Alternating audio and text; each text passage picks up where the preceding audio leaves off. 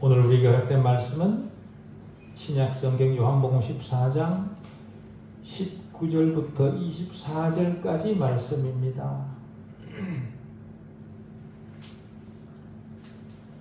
요한복음 14장 19절부터 24절까지 말씀 봉독해 드리겠습니다. 조금 있으면 세상은 다시 나를 보지 못할 것이로되 너희는 나를 보리니 이는 내가 살아있고 너희도 살아있겠습니다. 그날에는 내가 아버지 안에 너희가 내 안에 내가 너희 안에 있는 것을 너희가 알리라. 나의 계명을 지키는 자라야 나를 사랑하는 자니 나를 사랑하는 내 아버지께 사랑을 받을 것이요 나도 그를 사랑하여 그에게 나를 나타내리라.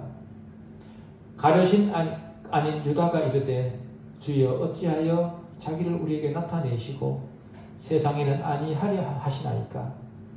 예수께서 대답하여 이르시되 사람이 나를 사랑하면 내 말을 지키리니 내 아버지께서 그를 사랑하실 것이요 우리가 그에게 가서 그 거처를 그와 함께 하리라. 나를 사랑하지 아니하는 자는 내 말을 지키지 아니하나니 너희가 듣는 말은 내 말이 아니요 나를 보내신 아버지의 말씀이니라. 아멘. 하나님 아버지, 다시 말씀 앞에 불러주신 은혜를 감사합니다. 믿지 않으면 결코 이해할 수 없는 말씀 앞에 우리를 세우셨으니 우리 각자에게 말씀을 알아들을 믿음을 허락해 주십시오. 들음으로 우리 믿음이 더 견고하게 해주십시오. 하나님의 존재를 새롭게 증명하려는 시도가 아니라 이미 우리에게 명백히 알려진 바로 그 말씀만 선언되게 해주십시오. 우리 이성의 자율성보다 말씀의 거리가 더 우선적으로 우리 안에 작용하게 해주십시오. 우리 이성이 말씀을 앞서 독자적으로 기능하지 않게 해주십시오. 다만 믿음에 의해 이미 받아들여진 믿음의 조항들을 이해하는 수단으로만 우리 이성이 작동하게 해주십시오. 하나님을 더 깊이 알게 하는 말씀이게 해주시옵길 바라올 때에 우리 주 예수 그리스도 이름으로 기도하옵나이다. 아멘.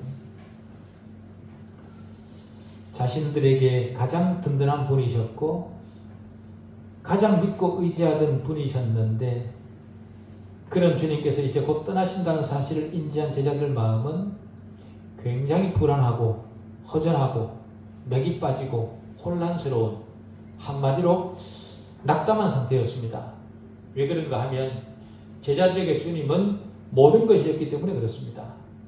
그런 낙담한 상태에 있던 그런 그들이 무너질까 다급하게 다독거리셔서 제자들을 안심하고 안심시키고 계신 듯한 그런 모습의 본문이 바로 오늘 본문입니다. 아이가 엄마 손을 꼭 잡고 시장을 갔다가 어느 순간 자기도 모르게 엄마 손을 놓쳤다고 생각을 해보십시오. 엄마 손을 놓쳤는데 엄마도 보이지 않습니다. 그랬을 때 아이 마음이 얼마나 혼란스럽겠습니까? 심지어 두려운 마음까지 아마 들 겁니다. 그럴 때 그 아이는 당황해서 울음을 터뜨릴 수밖에 없고 그런 모습을 본 엄마가 황급히 아이에게 다시 가서 그 아이를 안아주면서 그 아이 마음을 다독거리고 안심시킨 것 같은 그런 모습이 바로 오늘 본문 모습입니다. 불안 증세를 보이는 제자들 마음에 주님은 자신의 사랑을 확증시켜 주시고 여러 가지 일들을 알려주시고 심지어 복된 약속들까지 해주고 계십니다. 주님의 약속들을 이미 우리는 앞에서 짚어오고 있었습니다. 다시 말해 주님께서 앞에서 하신 약속들은 자기 백성들을 위해 초소를 예비하시겠다고 약속하셨고 그 초소를 예비하면 그 제자들을 데리러 다시 오시겠다 그렇게 약속하셨습니다. 다시 말해 주님께서 지금 떠나시는 것이 마지막이 아니다. 그러니 안심해라. 이런 말씀을 계속 해주고 계신 거죠. 그런 다음 가장 큰 것을 약속하셨는데 그 큰 약속이 무엇이냐면 영원토록 우리와 함께 하실 성령을 보내주시겠다라는 약속입니다. 그뿐만 아니라 오늘 본문과 이후의 말씀을 통해서도 네 가지의 약속을 해주고 계십니다. 첫 번째 약속은요, 부활에 대한 약속이고, 두 번째 약속은 부활의 결과인데 예수 그리스도를 아는 확실한 지식을 주시겠다, 그렇게 약속을 하고 계시고, 세 번째는 장래에 주님 자신을 제자들에게 명백히 드러내실 것을 약속하시고, 끝으로 제자들 안에 그리고 지금 우리 안에 성령이 내주하게 하시도록 해서 앞으로 올 계시가 어떻게 이루어지는가를 우리로 확실히 알도록 그렇게 해주시겠다, 그렇게 약속하고 계십니다. 첫 번째 약속은요, 조금 있으면 세상은 다시 나를 보지 못할 것이로되 너희는 나를 보리니 라는 말씀 속에 그 약속이 들어있습니다. 이 말씀은 장차 올 부활에 대한 약속입니다.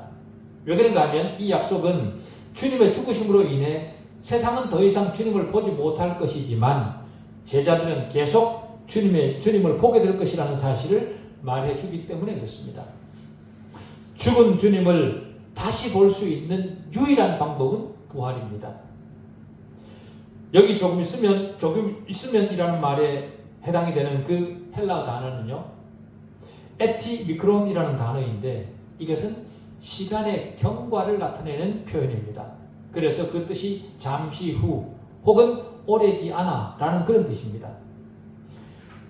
주님이 죽으시고 승천하심으로 세상은 다시 주님을 보지 못하지만 제자들은 조금 있으면 다시 보게 될 거다. 세상과 다를 거다. 그 약속을 하시는 거죠. 오순절날 성령의 강림과 함께 그 이후 언제나 자신들과 함께 하시는 주님을 배웠고, 이전과 다름없이 주님의 인도와 지도를 제자들이 받았습니다. 그렇기 때문에 제자들과 성도들은 주님 뒤를 쫓는 마음을 계속 이어갈 수 있었고 땅끝까지 복음을 전할 수 있었습니다. 성전 미문에 앉아서 구걸하는 40여 세 된 선천성 안전병이에게 베드로가 나사렛 예수 그리스도의 이름으로 걸으라, 그렇게 말할 수 있었던 것도, 그렇게 담대하게 주님의 이름을 빌어서 말할 수 있었던 것도 주님이 지금 내 옆에 계시다는 사실을 베드로가 보았기 때문에 그렇게 담대하게 말할 수 있었던 겁니다. 예수께서 육체를 입고 계시던 때와 마찬가지로 승천하신 이후에도 자신들과 함께 계시다는 것을 제자들이 보았기 때문에 주님의 이름으로 말씀을 선언할 수 있었던 겁니다. 주님이 죽으신 뒤 세상은 주님을 보지 못했습니다. 그러나 제자들은 주님을 보았습니다. 육신의 눈으로는 보지 못했지만 주님은 언제나 제자들과 함께 하셨고 그 사실을 제자들도 알고 있었습니다. 다시 말해 성령을 통해 역사하시는 주님의 임재를 제자들은 늘 알고 있었던 거죠. 주님이 옆에 계심을 알았기 때문에 베드로는 주님의 이름으로 그렇게 담대하게 말할 수 있었던 겁니다. 너희는 나를 보리라는 이 말씀은요, 예수의 승천 이후 그리고 재림 이전까지 예수 믿는 모든 사람들에게도 여전히 유효한 말입니다. 그렇기 때문에 지금 우리도 주님을 볼 수 있는 겁니다. 그리고 보고 있는 겁니다. 육신의 눈으로는 보지 못하지만 영적 눈으로는 지금 우리는 주님을 보고 만나고 대화하고 주님에게 기도하고 있는 겁니다. 보리니라고 번역된 이 데오레이테라는 이 헬라어 단어는요, 미래를 나타내는 현재 시제인데요, 확실성의 개념이 전제된 표현입니다. 이 동사는 단지 눈으로만 보는 것이 아니라 마음 혹은 영으로 보는 것까지를 나타내는 그런 말입니다. 데오레이테. 그래서 이 말 뜻은 알다, 깨닫다, 발견하다, 그런 의미를 가지고 있는 거죠.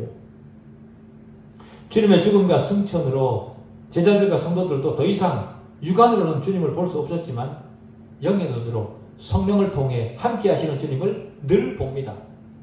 그러나 세상은 주님을 보지 못합니다. 반면에 예수 믿는 사람들도 그 당시 순간뿐만 아니라 부활 후에도 주님을 계속 보았습니다. 주님은 여기서 주님 자신의 부활만 말씀하신 것이 아닙니다. 19절 마지막 표현을 보면은요, 내가 살았고 너희도 살겠습니다. 그렇게 말씀하십니다. 주님만 부활하시겠다는 것이 아니라 너희도, 제자들도, 오늘 우리도 부활하게 될 것을 약속하고 계시는 겁니다. 다시 말해 제자들의 부활에 대해서도 분명히 언급하고 계시는 그런 말씀이죠. 제자들의 부활은 곧 저와 여러분의 부활입니다. 더 나아가서 이 구절이 주님의 부활로 제자들이 주님을 더 분명하게 알게 될 것을 말하고 있고, 주님께서 그들 속에 계실 것을 말하고 있기 때문에 주님은 지금 단순히 어떤 미래에 제자들이 육체적으로 부활하게 될 것만을 말하고 계신 것이 아닙니다. 오히려 제자들이 부활하신 주님을 보면서 부활한 생명을 지금 체험하게 될 것을 암시하고 있는 거죠. 다시 말해 부활하신 주님을 제자들이 보게 되면서 진짜 부활한 생명의 삶이 어떤 것인가를 지금 여기 살아있으면서 그것을 체험할 수 있도록 그렇게 해주시겠다라는 약속이 주님의 말씀에 포함되어 있는 겁니다. 주님의 부활을 확인한 제자들은 완전히 새로운 의미에서 삶을 살게 된다라는 그런 의미인 거죠. 이 약속은 위대한 약속입니다. 자신들이 가장 믿고 의지하던 주님의 죽음이 그들에게는 얼마나 잔인한 공포로 다가왔겠습니까?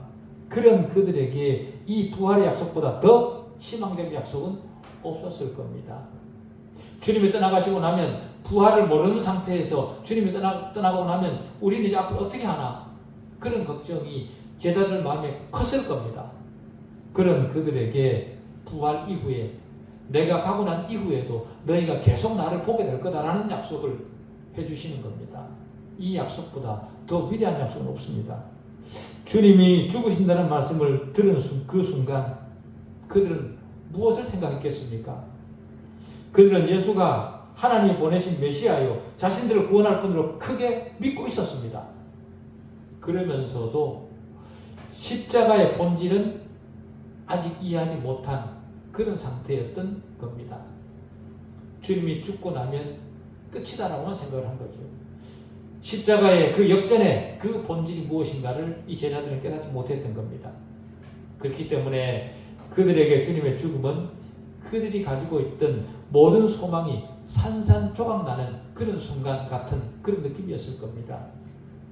크게 낙담해서 정신을 차리지 못했을 것이고, 심지어는 세상 사람들로부터 손가락질 당하고 조롱을 당했을 수도 있습니다. 이스라엘을 구원할 것으로 믿고 모든 것을 팽개치고 예수를 따랐던 제자들입니다.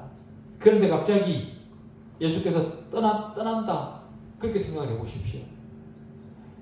얼마나 절망이 크고 낙심이 되었겠습니까? 그런 낙심한 모습을 엠마오 도상의 제자들 대화 속에서 우리는 그것을 느낄 수 있습니다.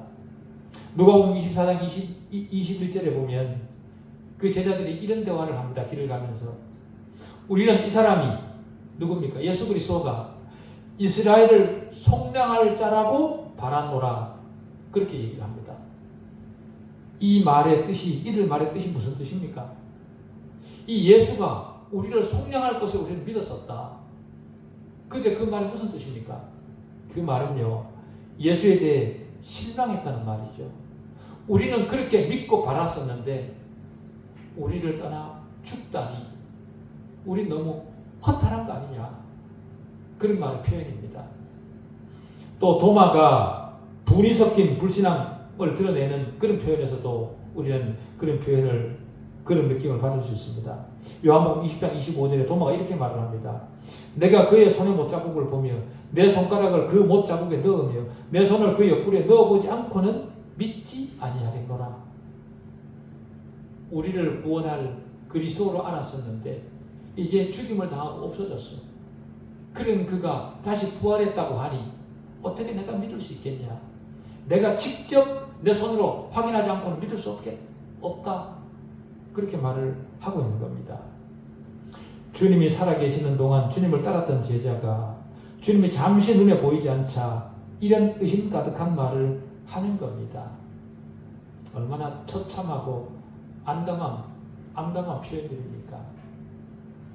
어제까지만 해도 목숨을 걸고 따르겠다, 그렇게 말하던 사람이 잠시 눈에 보이지 않는다고 돌아서서 그 상대를 의심하는 정말 인간의 얄팍함이 거기서 드러나 보입니다. 그러나 바로 이런 사람들에게 주님은 사실 이런 약속을 하신 겁니다.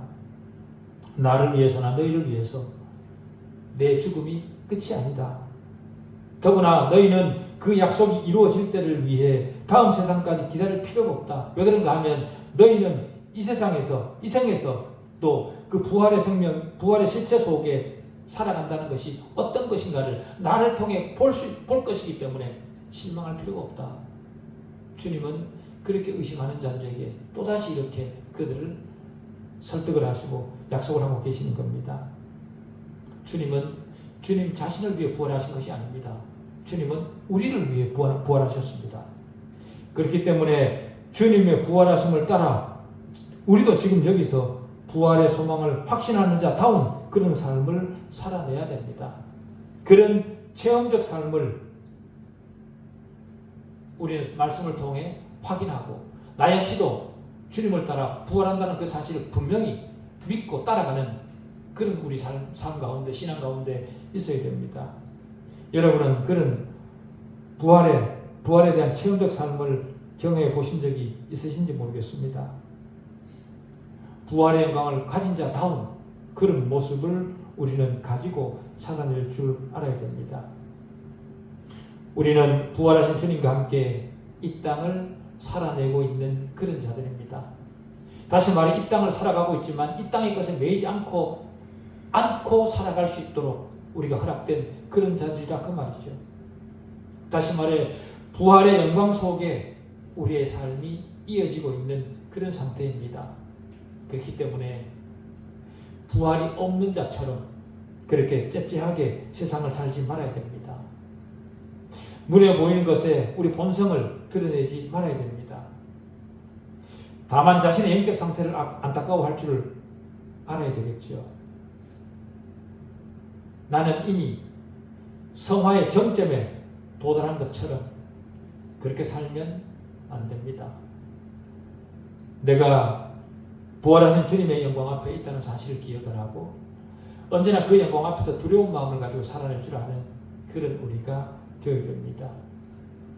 그리고 두 번째 약속은 주님의 부활과 우리 부활의 기초에서 그리스도를 아는 확실한 지식에 대한 약속입니다. 우리가 주님이 누구인가를 적나라하게 아는 것은요, 예수께서 부활하셨기 때문이고 예수께서 우리에게 새로운 생명을 주셨기 때문에 우리가 예수 그리스도가 누구인가를 확실하게 알게 된 겁니다. 만약에 주님께서 십자가에 죽으시고 끝이었다면 우리는 예수가 하나님이라는 사실을 믿을 수가 없었을 겁니다. 그러나 예수가 하나님이시라는 사실을 우리가 분명하게 확인하게 된 그 사건이 바로 주님의 부활입니다. 주님이 부활하지 않으셨다면 그동안 주님이 하신 모든 말씀은 공허한 말에 불과했을 겁니다. 그러나 주님은 부활하셨습니다. 부활을 통해 우리는 나사렛 예수가 성육신하신 완전하신 하나님이시고 모든 것이 주님으로부터 나왔다는 것을 알게 되었습니다. 그리고 주님도 그런 모든 것들을 우리에게 보여주시면서 자신이 곧 하나님이시라 그렇게 말씀하셨습니다. 만일 부활하지 않으시고 죽음으로만 끝이었다면 주님의 그 모든 말씀은 허언에 거짓말에 불과했을 겁니다. 아무리 이 땅을 사는 동안 선하게 살고 사사로운 이기심 없이 살아서 모든 사람에게 귀감이 되었다고 하더라도 부활하지 않으셨다면 그저 훌륭한 성인 중 한 사람에 불과했을 겁니다. 만약 그랬다면 선한 선생에 불과했을 것이고 선한 친구에 불과했을 겁니다. 예수가 살아있는 동안 믿었던 모든 사람들의 믿음도 거기에서 끝이 없겠죠. 그러나 주님께서 죽은 자 가운데서 일어나셨을 때 그 일어나신 모습을 보면서 사람들은 저분은 평범한 일반인이 아니구나, 일반적 생명을 가진 보통 사람이 아니구나 라는 사실을 그들이 알게 되었고 확증하게 되었습니다.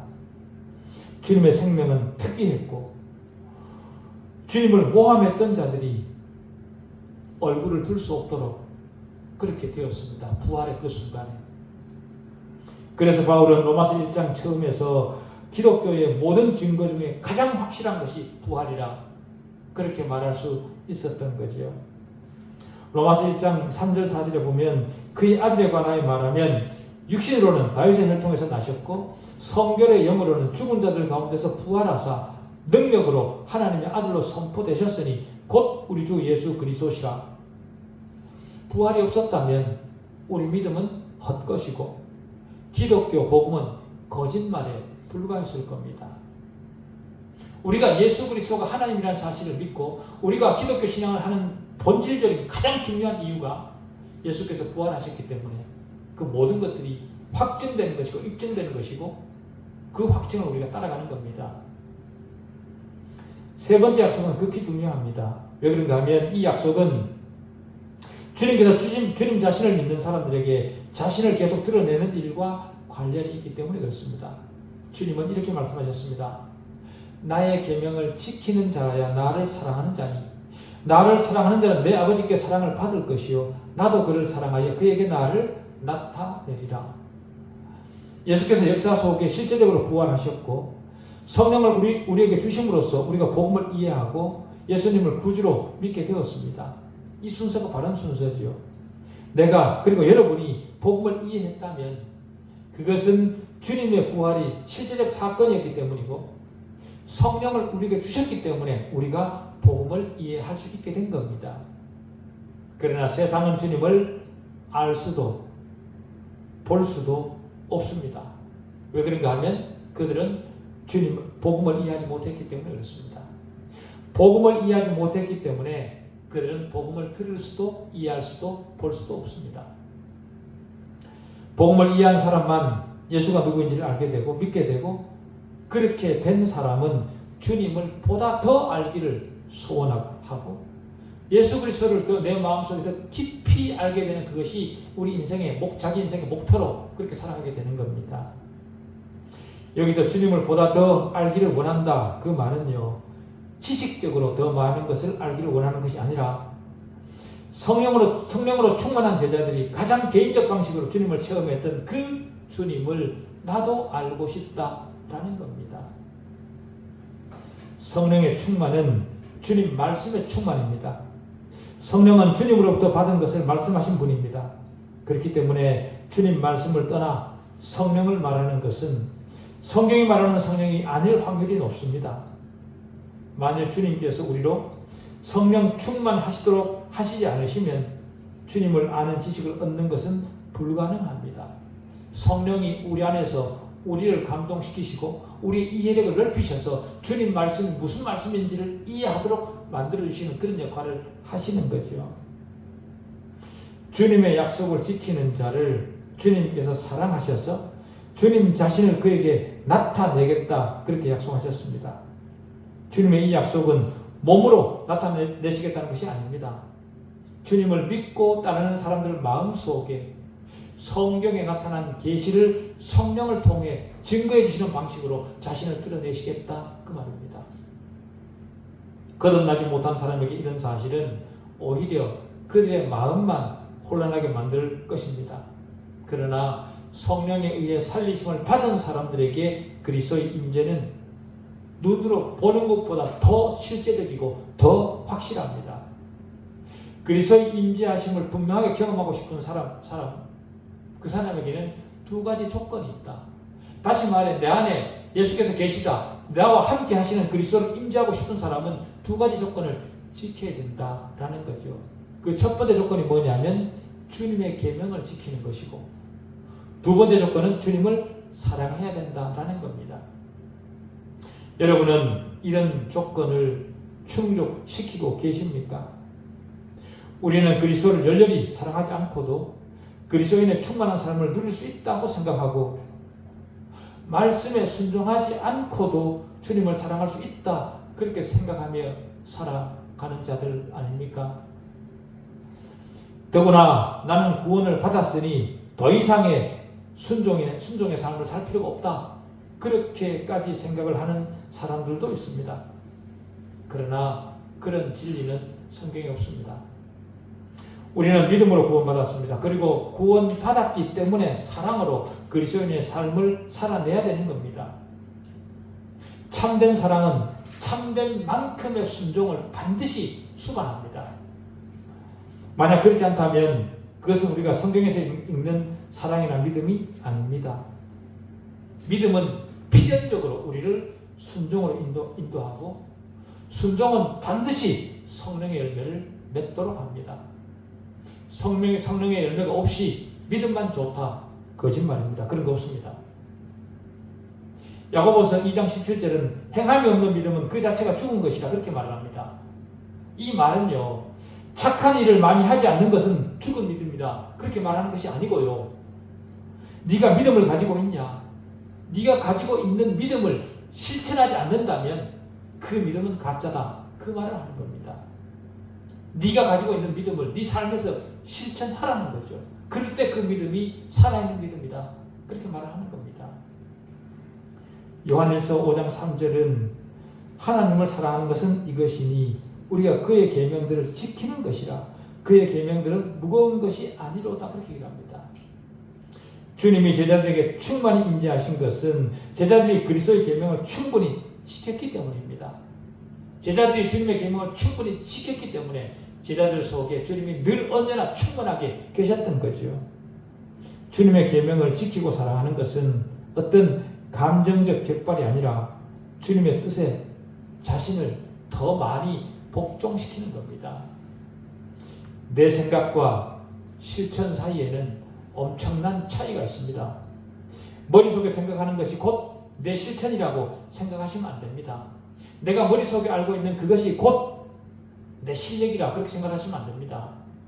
내가 문자적으로 알고 있는 그것이 곧 내 믿음의 실력이라 그렇게 착각하시면 안 됩니다.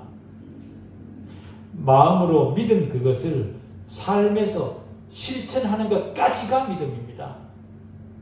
내 머릿속에 있는 것을 삶으로 드러내지 못한다면 그것은 믿음이 아니라 그 말이죠. 우리가 믿음의 조항들을 듣습니다. 그러나 그것을 지키는가? 자기 자신에게 질문하지 않으면 안 됩니다. 우리는 주님의 계명들을 알고 있습니다. 그러나 우리가 주님의 계명을 행하지 않고 있다면 알고 있는 것이 아니라 오히려 그것이 정죄의 단초가 된다는 사실을 우리는 기억해야 됩니다. 우리는 이런 점에서 우리 자신에게 진지해야 됩니다. 자신을 점검하지 않는 상태의 믿음이라면 더 이상 믿음을 말하면 안 됩니다. 우리는 주님의 계명을 우리 삶에서 실천되게 해야 됩니다. 주님의 계명이 우리 혀를 단속하게 하고 주님의 계명이 우리 곧은 목을 꺾도록 하지 않는다면 우리가 외치는 믿음은 헛것에 불과합니다. 23절에서는 계명이라는 말이 없어지고 말이라는 단어가 나옵니다.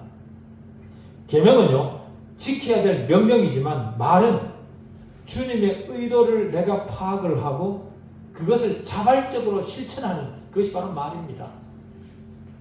예를 들면요, 엄마가 직접적으로 네 방은 네가 치워라 그렇게 말을 했을 때 그것을 듣고 지키는 것은 계명을 지키는 겁니다. 그런데 어머니께서 혼자 지나가는 말로 오늘은 내가 몸이 많이 힘이 든다, 그 말을 혼잣말로 하는 것을 옆에서 자식이 들었습니다. 그 말을 들은 자식이 자신이 하고 싶은 것을 포기하고 스스로 나서서 엄마 일을 대신하는 것, 그것이 바로 말을 지키는 겁니다. 그 의도를 따라 내가 자발적으로 실천하는 거죠. 우리는 성경을 통해 주님의 마음을 읽을 수 있습니다. 그 마음을 따라 우리를 바꾸어 나가면 주님은 우리에게 주님 자신을 더 많이 열어 보여 주실 겁니다. 만일 그러지 못하다면 주님은 자신을 드러내지 않을 것이고 우리는 주님을 사랑하는 마음이 갈수록 더 약해질 겁니다. 마지막 약속은 23절에 있습니다. 사람이 나를 사랑하면 내 말을 지키리니 내 아버지께서 그를 사랑하실 것이요 우리가 그에게 가서 거처를 그와 함께 하리라. 이 말씀의 의미는 성령이 오셔서 각 그리스도인 안에 내주해 계시겠다라는 약속을 하시는 겁니다. 주님의 이 약속은 전혀 새로운 약속이 아닙니다. 구약시대부터 지금까지 성령은 하나님의 백성 속에 계속 있었습니다. 구약의 여러 세기 동안에도 하나님의 영은 선지자들에게 실제로 나타나셨고, 베드로는 베드로전서 3장 18절부터 20절에서 노아가 방주를 예비하는 동안 성령으로 설교했다, 그렇게 말하기로 합니다.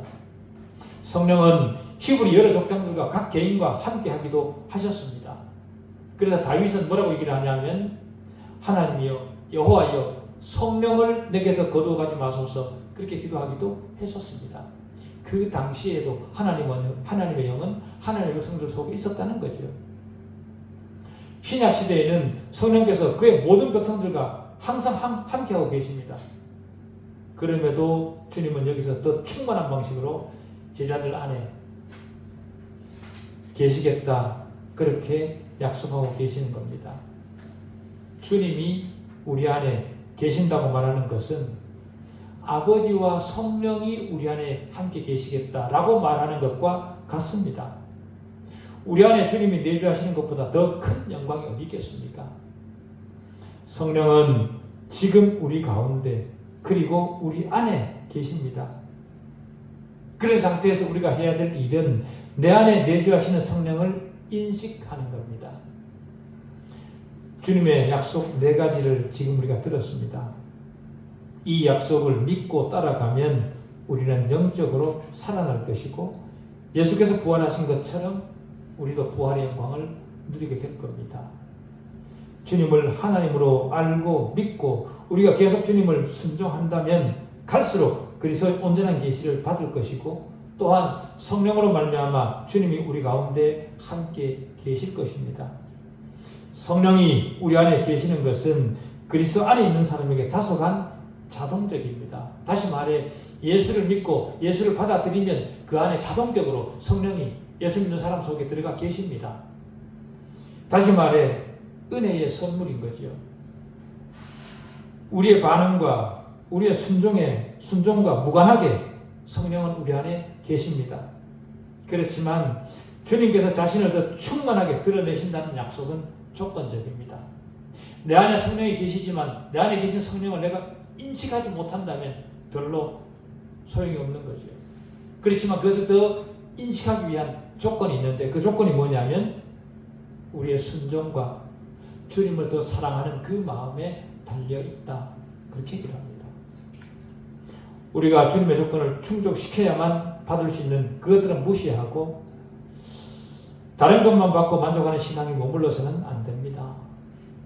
우리가 대가를 지불하더라도 주님의 약속을 받아내기 위해 순종을 다짐하고 사랑해야 됩니다.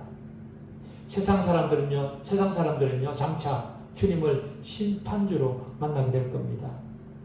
그러나 그리스도 안에 있는 저와 여러분에게는 주님이 구세주로, 구속주로 우리에게 나타나실 겁니다. 구세주 대신 주님의 계명을 삶에서 순종으로 답할 줄 아는 그런 우리 남은 신앙이기를 바랍니다. 기도하시겠습니다. 하나님 아버지,